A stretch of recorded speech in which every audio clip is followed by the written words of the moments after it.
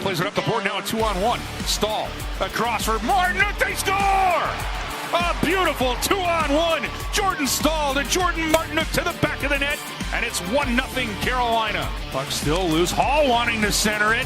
In a loose puck, it was deflected away. Now Nashville will give it away. Marchessault, out in front. Oh, Jarvis, he scores! Oh, a clinic out in front as Seth Jarvis forehand, backhand, buries it, and we're tied at 2. Now Svechnikov laid out in the middle of the ice by Kemell. Here, 3-on-3. We'll see if that draws any reaction. Martin with it.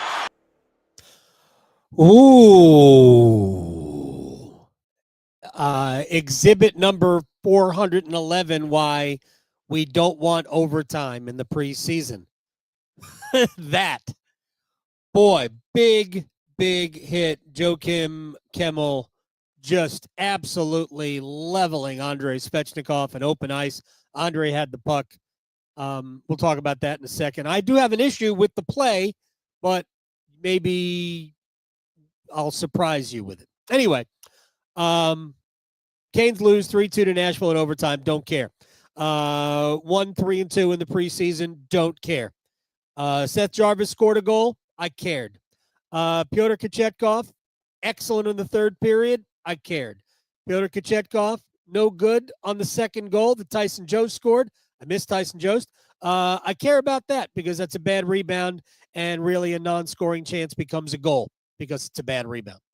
But there was a lot to like about today's game, and a lot to be hopeful for coming out of it. And I will first hope that Andrei Svechnikov does feel no ill effects from the Kemell hit, because that was, I mean, he kind of went airborne, not Kemell, Svech, and landed kind of like on his chest. I'm shocked his face didn't hit the ice. Could have been a lot worse if he caught the chin, but it didn't. Finished right through the chest. Clean, legal hit. All right, we're brought to you by the Aluminum Company of North Carolina. If it is for the exterior of your home, you can find it at the Aluminum Company of North Carolina on Hamlin Road in Durham. No place like it. Sammy Hender's crew do a great job. You should check them out for all of your exterior home improvement needs. And a week from Monday, they'll be out here. Real quick about the game. Not going to talk about the game, but there was a lot to like about the game. I thought slow start for Carolina, but the captain's line was good in the first period. They got the goal. We had a little bit of an injury scare with Will Carrier. I think it was in the second period, but I think he played pretty much every shift after that. Anyway, I mean, it's inevitable. He's probably going to get hurt at some point. Hopefully it won't be too severe when he does. He's an important player. I know there are people out there that don't believe so, but he is. Eric Robinson is also an important player. That's why both guys have long contracts. They do. So Carrier, hopefully, again, okay. You never know what happens the day after a game. And that's why I'm worried about Andrei, because that was a pretty wicked hit that he took. But we saw the captain's line play well in the first period. The Stankoven line was dynamite in the second period. So many chances. Andrei Svechnikov, honestly, for me, was their best player, at least in the second period. I mean, he created the first scoring chance on his own with a good defensive play. Is actually, I think it might have happened right after the Carrier injury. Was that? I think it was after the Carrier almost injury, because again, he didn't miss much time after that. With a good defensive play on a defensive zone faceoff, and goes the other way and almost scores. UC Saros played very well, but I mean, we're used to that by now, especially against Carolina. But Stankoven and Blake and Svechnikov, that line could be super this year. It really could. And then in the third period, I know Tripp was talking about the competitive juices of Sebastian Aho, which, I mean, I didn't think were evident in the first game that we played. But again, I don't really care about the preseason. I just want these guys to get used to playing. And, like, even if they don't score any goals, save them. Just score them all in the regular season and the playoffs. But Aho, part of a dynamite defensive effort in the third period, you know, it was funny because right before the end of the game, after Jarvis scored to tie it up, with about 5 minutes left. The Predators had gone essentially almost 30 minutes without a shot on goal. They finished the second period with 19, but they had 19 shots on goal with 10 minutes left in the period. And with 5 minutes to go, I think they still had 19 shots on goal. I don't know what they finished up with because they had a bunch in the last 5 minutes. But still, I thought Carolina really dominated the last half of the game. And in the third period, a lot of that was the work of Aho, Jarvis, Ehlers. Thought they were great. I thought Carolina was sound in the back end. Thought we saw some good things from Charles Alexis Legault and Mike Riley. Alexander Nikishin was solid today. It brings me to this. Over the course of the preseason, where I have been not disappointed, but not necessarily super impressed by Nikishin, the one element that has been missing in the preseason is skating with somebody who could provide him some cover. And when you play with Jalen Chatfield, cover is provided. Excuse me. So I think it made a difference for Alexander Nikishin tonight. I really do. I thought he played well. He wasn't great, and I still think that when we start the regular season, I don't believe you'll see him on the power play because he probably shouldn't be there. I think that'll be Miller, although it doesn't look like Miller's going to play in the opener. If Miller doesn't play in the opener, my guess is it'll be Riley. And Riley could get second power play time because he's pretty good at it. And if Nikishin is out there, I would have Sean Walker out there with him. I would not play just one defenseman on the power play, even though you're going to use Walker probably as a right shot on the left faceoff circle. You can certainly have another defenseman out there. But Nikishin played well tonight. Not here to criticize Alexander Nikishin. I thought Carolina really was good. And Pyotr Kochetkov, don't like the Tyson Jost goal. I don't mind the first goal. I know Tripp was saying that Kochetkov did go down too quickly. Yes, 5-on-3. I thought it was an elite shot. It was high. It was right inside the near post. So I'm more inclined to say to Jonathan Marchessault, good on you, and not blame Kochetkov. But the Tyson Jost goal can't go. It's not that the goal is bad. It's that the rebound is bad. It's a nothing chance from a bad angle from Barron, who's almost all the way against the wall. And Kochetkov just puts it back into play. And Jankowski was trailing Jost, but, I mean, he's in position. But Jost just flips it into what amounts to an empty net. It's just a bad rebound. You cannot allow that rebound at that time. Not at that time. Off that shot. You can't allow that rebound. And ultimately, that made it 2-1. Carolina got it even and had plenty more chances to score, I think. Nashville did too. And Kochetkov was great in the third period and great, really, in the overtime until the Kemell game-winning goal. So let me give you, and then I want to move on to like 2 or 3 other topics from the preseason in general, and then we'll get you out of here. Because there's football to watch, and there might be good football to watch. Florida State Miami is good football, unlike what we saw today at Kenan Stadium from noon till, well, that game was over by 1. The Andrei Svechnikov hit. If you have a problem with the hit, then you should have a problem with Alexander Nikishin hitting Dylan Duke from Tampa in the first preseason game. I'm pretty sure none of us had a problem with that. We loved it. It's what we want to see from Alexander Nikishin. I'm sure that's what Nashville wants to see from Joakim Kemell. So let's just say that. Clean hit through the body. Andrei had the puck. So there's nothing at all illegal about it. Now, if you want to say that there were scant few hits during this final preseason game, and maybe there should have not been a hit there, I could buy that. I could buy that. We have established a no-hitter today. But that's not the rules of the game. So let's set that aside. I have this issue. And I will speak to who was on the ice. I think it was Aho and Walker were on the ice with Andrei at the time. I think. I could be wrong. Nobody does anything? I mean, what I saw was a couple of little slashes from Aho. Now, he got an unsportsmanlike penalty. I'm not sure what. I did not see, because we're watching on a Jumbotron, okay? We're watching the feed on the Jumbotron. I did not see anything that to me said, I'm sticking up for Andrei.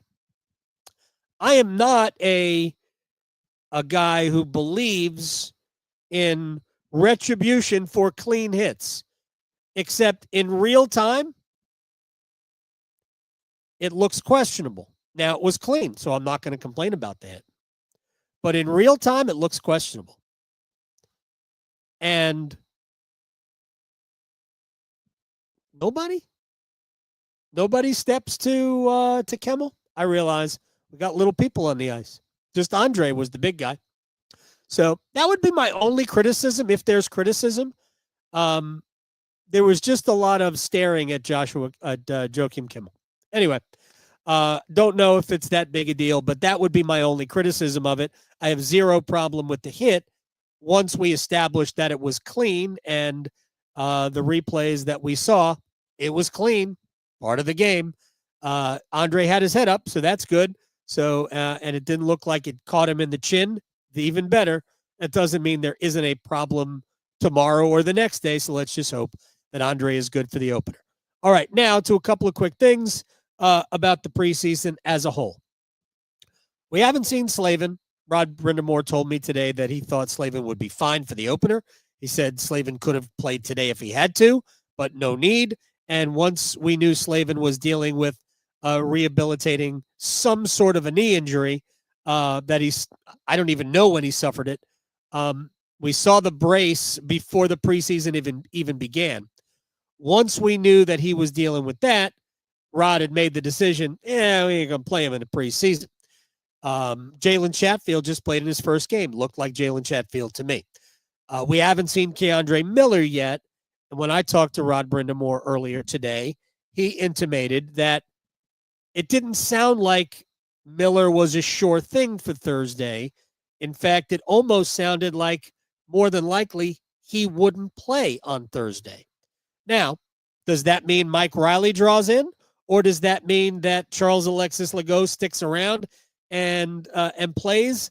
My guess, Legault goes back to Chicago. Riley draws in, likely plays with Shane Gostisbehere on a third defensive pairing, which means we will see Nikishin and Chatfield in a second pair, Slavin and Walker on the top pair. That's what I think is going to happen, because the way it sounded to me, it almost sounded like they were planning for Miller to not play. But we'll see what happens throughout practice this week. I'm pretty sure the Hurricanes won't practice tomorrow, but Monday, Tuesday, Wednesday, one of those days they might have like an event with season ticket members. I don't know. I have to look at the schedule, but they'll get at least 2 practices in between now and Thursday, and we'll be able to find out whether Miller is going to go. So aside from anything like that, and anything that came out of today's game, and knowing full well that Jesperi Kotkaniemi could not play today because he's still feeling the effects of the stick to the face that he suffered last Sunday, the Hurricanes pretty healthy coming out of the preseason. And Rod also told me that he thought that Kotkaniemi would be cleared tomorrow, so all systems go. I expect him to be in the opening night lineup at center, likely centering Taylor Hall and Eric Robinson. But I'm here to tell you that Taylor Hall, Eric Robinson, and Jesperi Kotkaniemi should be able to score goals. Why shouldn't they? Kotkaniemi can shoot. Hall can shoot. Hall can pass. Eric Robinson can create situations, like he can create turnovers, and if there's speed, there's physicality, that line should be effective. So I look forward to seeing it. And again, against the New Jersey Devils, fourth line, bottom pair, I mean, that line should have an advantage, right? So I expect Kotkaniemi to be in the lineup. So good to get out of the preseason relatively healthy. Let's talk about Bradly Nadeau here. There has been a lot of anger that I have seen. A lot is probably overstating it. Enough pushback to the decision to send Nadeau back. All right. First of all, and I said this before, I think Nadeau will be here pretty quickly. I mean, I wouldn't expect him by the end of October, barring an injury. Like, for instance, if the Andrei thing was significant, I think he'd be back tomorrow. Because then you have a desperate need in your top six. Yeah, you could put Hall there, right? So Carolina's they've got spots, but I think you need scoring. Hall doesn't necessarily provide a lot of goals. That's what Nadeau could provide. Also, power play. If you're missing a piece off your power play, that's where Nadeau would come in. All right. So I think he'll be here eventually. If Carolina's completely healthy, depending on how Nadeau plays in Chicago, my guess is sometime maybe, around the holidays, somewhere in that area, we might see him. But again, it all depends on how he plays. He's an elite offensive piece. He's got a great shot, a quick release, super hands. The goal that he scored that was waved off for him being offside. At best, there are 4 players on the team, on the Hurricanes, who could score that goal. And no, that's not an indictment. That's just, it was so quick, forehand, backhand elevation. So quick that Blake, Aho, Jarvis, Ehlers, I think, could all score that goal, but I'm not 100% sure. In that time frame, it happened so fast. Nadeau has elite hands, it seems. So that's that part of the game. He did score a lot of his goals in the minor leagues on the power play. So there's 5-on-5 play to consider. There's play away from the puck to consider. And these elements can only be proven by playing a lot. So for the next, let's just say, 15 games in Chicago, and their season starts a little bit later than the NHL. So for the next 15 games, 20 games, the next 6 weeks of games for the Wolves in the American Hockey League, it's going to be those elements that are going to prove that he's finished his development and then he is ready for the NHL. Now, I've said this before. I'll say it again. Carolina's fourth line is not like other teams' fourth lines. That's Carolina's captain's line. That line is Carolina's identity. That line is Carolina's defensive checking grind, where you outline. At home, that line will get more ice time than it will get on the road, where Rod does not control the matchups. At home, he controls the matchups. On the road, my guess is over time, you'll see Stahl, Martinook, Carrier, whoever's playing there. I think you'll see that be, maybe 2 minutes less a game on the road. That third scoring line, the fourth line for people, should be a scoring line. And I think Carolina at some point during the season, if Nadeau does what he's supposed to do in the minor leagues, he'll come back, and Rod Brind'Amour will simply decide which of Will Carrier or Eric Robinson, or we're assuming here that there's not an injury, because there probably will be, but given full health, Rod Brind'Amour will have to decide who of Will Carrier or Eric Robinson will come out of the lineup, because if 29's providing goals, then 29 should play. But we're a long way from that. And this will not hurt his development to play a lot. The whole goal is to get him to be as good as he can be. And I think he will help Carolina less than a lot of you do, initially anyway, because that's just the way it goes. Every time you take a step up and all the players are better, it's harder to do what you have done. It's harder to replicate what you did at Maine, what you did in junior hockey, what you did in the American Hockey League, when you're playing against the greatest players on skates. So I think he'll be here eventually.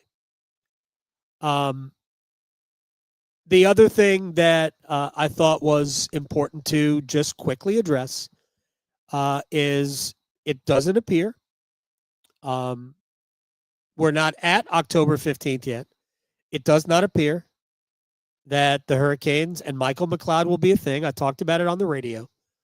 And we still don't. I have gotten conflicting reports about why it didn't happen. I'll just say this. There could be a ton of different reasons, but I will offer that the petition that was signed, whatever season ticket members canceled their packages, whatever protests were out there, that wasn't the reason, because it really can't be the reason. It's not that the team is insensitive to public opinion. It really depends on what the team thought of the story. And without getting into too much detail, the team is just not going to put its finger in the air and see how the wind is blowing. It might sound harsh. It is not meant to be.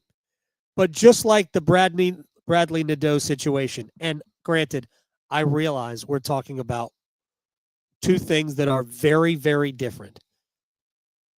But the organization is not going to be publicly pressured to do what some people want. And here's what else that we probably should understand. I think that there's a lot of people that haven't necessarily, well, the story with McLeod and the others was so complex. It's not nearly as cut and dried as people want to believe. And again, I'm going to stop short of getting into the issue. I think that the result of the trial was probably fair. And that sucks because it speaks to the issue at large, right? The difficulty of getting convictions on sexual assaults. Now, that doesn't mean that the result of the trial was incorrect, because I think the result was correct. It's a very, very complicated story, and we talked about it here. I've talked about it on the radio, and I don't want to just delve into it because it's depressing. The whole thing is depressing. So any number of things could have happened.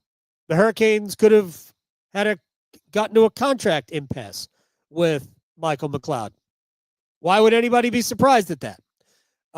The Hurricanes could have uncovered more information about Michael McLeod.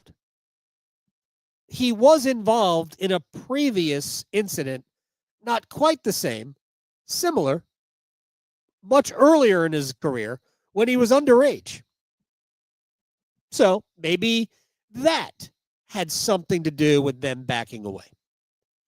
Or maybe they just decided that Stankoven has been good enough in the middle, while McLeod offers a different type of player they've already got 5 NHL centers now because Jankowski is here, Kokoniemi is here, Stankoven, and Aho. And even if McLeod was here and Stankoven moved back to the wing, if the Hurricanes had an opportunity to go get a bona fide number 1 or 2 center during the season, they're going to do it. And maybe they just realized that Michael McLeod as a player wasn't necessary. But all I'm doing here is speculating because we don't know yet the real reason why the Hurricanes ultimately backed away from Michael McLeod. But if you were against it for whatever reason, this is my advice. Smile. Be happy. You got what you wanted. Whether you're the reason if you protested or canceled your season tickets, whether you're the reason or not, ultimately, you got the desired outcome. Do you need the credit? Come on. So, honestly, I think this is best for the team. And I said this on the day job the other day. Carolina's start to the season is not easy. The Devils are legitimately good. The Flyers are the Flyers. Game 2. And then that 6-game West Coast trip, which, by the way, I think you come home and play Vegas right away. That 6-game West Coast trip, which starts with San Jose, but then features, in my opinion, 5 playoff teams. I think Anaheim is good enough to be a playoff team. And 4 of the 5 teams, the Kings, the Avalanche, the Golden Knights, and the Stars, those 4 teams could win the Stanley Cup. The Hurricanes do not need anything else to deal with other than the games, other than the start of the season. So, in that regard, I am thrilled that they won't have to answer questions. And it wouldn't be McLeod. It would be everybody else answering questions because every time you go into another city, see, if they were just home, no big deal. We get it out of the way, one shot. But you get the Devils, you get the Flyers, and then you go to 6 different cities, and everybody's going to start talking about it. So I'm glad we don't have to talk about it. I really am. With that said, I'm looking forward to the season. If Stankoven can play the middle, at least a credible, he doesn't have to be great if he can just handle the responsibility of being a center. The way he plays, the way Blake plays, I like Andrei on that line. That could be fun. And maybe down the road we see Bradly Nadeau come up and help out the power play and help out the third scoring line. But I'm looking forward to the start of the season. Real quick, I watched the Seth Jarvis episode of the NHL series on Amazon. I enjoyed it. I appreciated how real Jarvis is, but we knew that. I also appreciated that he admitted to having confidence issues at times. Everybody does, man. No matter how good you are at what you do, everybody has confidence issues. You got to fake it sometimes. You got to fake that you're confident. I've said this before about Seth. I think it's before long we're going to go, that's the best player. And that's not a knock on Sebastian Aho. It's all about 24. But who knows? Maybe it'll be 53. Blake's a dynamite player. He's going to be so good. Anyway, the only criticism I would have of Seth, I don't have any criticisms of Seth. He's got a weird diet. I appreciate that he doesn't take himself too seriously. But the show was good. Oh, the only criticism of the show is, when are we going to be done with that stupid narrative of the Hurricanes just aren't, they get to hear they Florida, which eliminated Carolina in 2 out of the last 3 years in the conference finals. Florida is historically great. Nobody hammered the teams that kept losing to the Islanders or the Oilers when they kept beating their heads against the wall. And do we have the same conversation about the Dallas Stars? Come on. The Hurricanes should be celebrated for getting to where they've gotten in 3 of the 7 playoff seasons. This is a great run.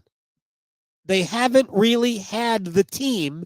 Analytically, it looks like it, but they haven't really had the team that the public thinks they've gotten. The Gensel year, that might have been their best team. Lost to the Rangers. Second round of the playoffs. But this year's team, I still think they're one piece away. Get that 2C. Get that rugged scoring 2C. Then I think we're talking about a team that can win the Stanley Cup. Hey, they can win the Stanley Cup anyway because there's no guarantee they're going to have to go through Florida. And if they don't have to go through Florida, they're good enough to win the Stanley Cup. All right, we got to get out of here. I am Adam Gold, brought to you by the Aluminum Company of North Carolina. If it is for the exterior of your home, you can find it there at the Aluminum Company of North Carolina on Hamlin Road in Durham. No place like it. Sammy Hanna and his crew do a great job. You should check them out for all of your exterior home improvement needs. Until Thursday night. Canes Devils, opener, Lenovo Center. And hopefully... Svechnikov laid out in the middle of the ice by Kemell. Here, 3-on-3. We'll see if that draws any reaction. Martin with it. Let's hope he's okay, right? He looked okay, but it's a long way between now and Thursday. See everybody on Thursday.